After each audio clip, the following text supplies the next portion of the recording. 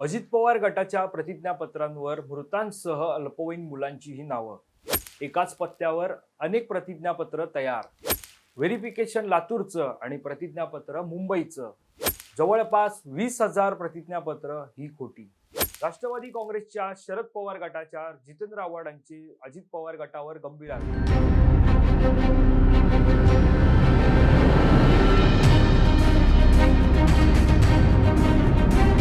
राष्ट्रवादी काँग्रेसमध्ये फूट पडल्यानंतर अजित पवार गटाने पक्षचिन्ह आणि पक्षाच्या नावावर दावा सांगितलाय. हे प्रकरण सध्या निवडणूक आयोगात आहे. राष्ट्रवादी पक्ष कुणाचा यावर 9 नोव्हेंबर रोजी निवडणूक आयोगासमोर सुनावणी पार पडली. या सुनावणीमध्ये अजित पवार गटाकडून बनावट प्रतिज्ञापत्रे सादर केल्याचा युक्तिवाद शरद पवार गटाच्या वकिलांकडून करण्यात आला.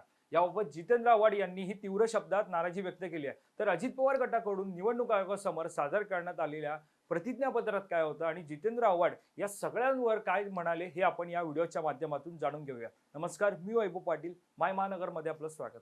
राष्ट्रवादी काँग्रेसमधील संघर्षाप्रकरणी केंद्रीय निवडणूक आयोगात गुरुवार 9 नोव्हेंबर रोजी सुनावणी पार पडली. मागील महिन्यात झालेल्या सुनावणी दरम्यान शरद पवार यांची अध्यक्षपदी झालेली नियुक्ती पक्षाच्या घटनेला धरून नसल्याचा युक्तिवाद अजित पवार गटाने केला होता. तर सुनावणी लवकर संपवण्यासाठी घाई करत असल्याबद्दल आयोगाने अजित पवार गटाला चांगलंच फटकारलं होतं. निवडणूक आयोगात अजित पवार गटाकडून नीरज कौल आणि मनिंदर सिंग हे बाजू मांडली, तर शरद पवार गटाकडून अभिषेक मनु संघवी यांनी बाजू मांडली. निवडणूक आयोगातील युक्तिवादानंतर सुनावणीमध्ये अजित पवार गटाकडून बनावट प्रतिज्ञापत्र सादर केल्याचा युक्तिवाद शरद पवार गटाच्या वकिलांकडून करण्यात आला. त्यावर जितेंद्र आव्हाड यांनी ही नाराजी व्यक्त केली आहे. तर जितेंद्र आव्हाड नेमकं काय म्हणाले हे सुद्धा आपण जाणून घेऊयात. आज निवडणूक आयोगासमोर चिन्ह आणि पक्ष याबाबतच्या वादासंबंधी सुनावणी होती.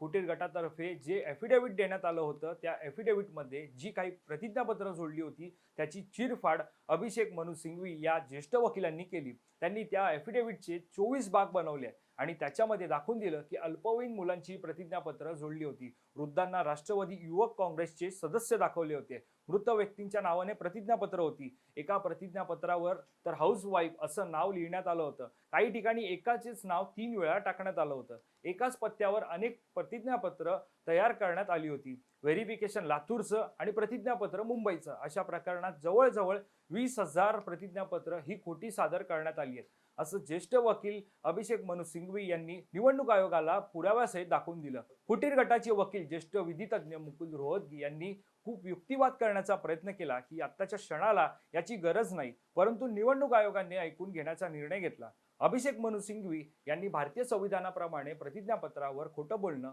हा सर्वात मोठा गुन्हा आहे आणि ज्यांनी हे केलं आहे त्यांच्यावर त्वरित गुन्हा दाखल करावा अशा प्रकारची मागणी केली आहे. यापुढे काय होईल हे मला माहीत नाही, पण हे सगळं खोटं आहे, खोट्याच्या आधारावर आहे हे मात्र आज समोर आलं. जे खोट्याच्या आधारावर वागतात हे शेवटी खोटच करतात हे सिद्ध झालं. निवडणूक आयोग काय निकाल देईल याबद्दल मला फार काही समजून घ्यायची इच्छा नाही, पण पुराव्यानिशी हे सिद्ध करण्यात आलं की केलेलं सगळं खोटं होतं. म्हणजे मी जे म्हणतोय तेच अधर्माविरुद्ध धर्माची लढाई असं एक ना अनेक गंभीर आरोप करत जितेंद्र आव्हाड यांनी अजित पवार गटावर हल्लाबोल केलाय. तर तुम्हाला हा व्हिडिओ कसा वाटला हे आम्हाला कमेंट करून नक्की कळवा आणि अशाच प्रकारच्या राजकीय व्हिडिओ पाहण्यासाठी तुम्ही मायमहानगर.com लॉग इन करा. आमचं Facebook page, Instagram page, Twitter page like करा. माय महानगर लाईव्ह या यूट्यूब चॅनलला सबस्क्राईब करा.